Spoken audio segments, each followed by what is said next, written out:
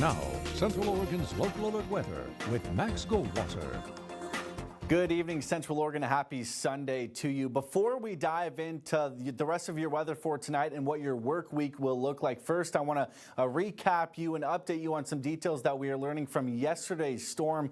We had a little bit of everything. Severe thunderstorms, strong winds, and 2-inch hail in parts of Central Oregon. We, in fact, even had one viewer send us a picture of her holding some hail in her hand that looked like she was holding a softball. So some incredible weather that we had yesterday that led to damage like this. This viewer photo sent in to us from Culver, and that was the city that was hit hardest by yesterday's storm.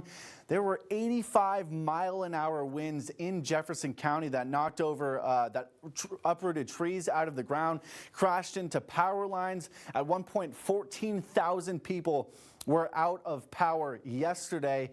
And because of all this damage, National Weather Service officials are in that area of Central Oregon today and likely over the next couple of days to investigate if a tornado is responsible for the damage in that area. And based on their findings today, they're not ready to declare it a tornado at this point. Right now, they're calling it a supercell thunderstorm. Essentially what that is, it's more of a straight line wind event.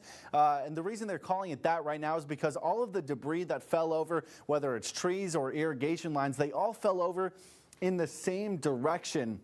Now, if they were falling over in different directions, that would lead them more to believe that a tornado was the reason, because when you have a tornado, the winds more converge, and then it's pretty unpredictable where the debris might end up. So that's why they're not ready to call it a tornado just yet. And combined with the destruction, though, we also have these pictures of beauty. This is our viewer photo of the day. A great shot of those green skies that we saw yesterday. This one taken on the Crosswater Golf Course down in Sun River. And a lot of you were asking, why was the sky green? And it's not because of the large amounts of pollen that are in Central Oregon right now. It's not because this tornado was on the way. The reason the clouds turn green is because when you have a dark, a tall, a heavy storm cloud, and it usually obviously has rain and possibly chunks of hail in it like we had yesterday. When the sun shines down on those specific storm clouds, the rain and the hail absorb red and blue light that's emitted, leaving behind that green color that you saw yesterday. So that's the reason for that. And of course, we will update you on many other details, especially the tornado, as we learn more from the National Weather Service over the next couple of days. As for tonight and your day throughout the day on Sunday, mostly cloudy skies were with us. Always great to see that shot from our Aubrey Butte camera in Bend. Here's what things look like over the last 3 hours on our satellite and radar. You can see mostly cloudy skies in Central Oregon are mimicked across the entire state. If you look down to the south along that California-Oregon border, you can start to see some moisture build up as another system looks like it is heading our way, but it likely won't really affect us here in Central Oregon. We do have about a 20% chance to see some rain tomorrow, so a slim chance, but still a chance to see some rain. Putting our future track into motion, those mostly cloudy skies are sticking with us through the overnight. You see a lot of green on this map here. Again, just a 20% chance to see some rain. And then when we are waking up, those mostly cloudy skies are going to clear out.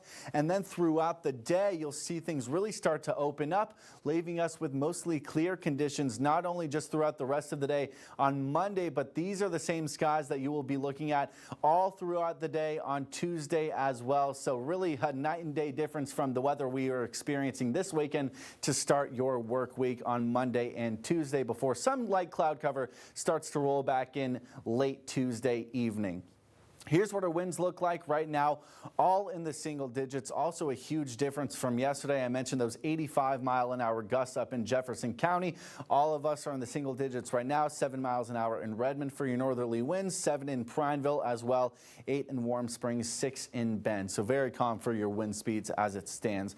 Temperatures right now mostly scattered in the 50s. We do have Warm Springs that is still sitting there at 63 degrees, but 56 in Redmond, 55 in Prineville, 54 apiece in Sisters and in Bend, and then low 50s in Sun River and in La Pine. When we bottom out tonight, we will all be in the 40s. These are a few degrees above our seasonal averages right now. 46 degrees in Redmond, 47 both in Madras and in Bend, mid 40s in Prineville too. and then low 40s for Sisters, Sun River, and in La Pine. While we top out tomorrow, these conditions are a couple degrees above where we topped out at today. 73 degrees in Redmond, 71 both in Prineville and Madras, and then Warm Springs at 74. The rest of us are in the high 60s outside of La Pine, 72 degrees down there in South Deschutes County. And then here's how the rest of your week is going to shape out. A bit of a warming trend from Monday to Wednesday when we hit 80 degrees, and then things cool down, a 19-degree dip from Wednesday to Sunday, and then another chance for rain returns next weekend. That's been a look at your weather. We'll be right back.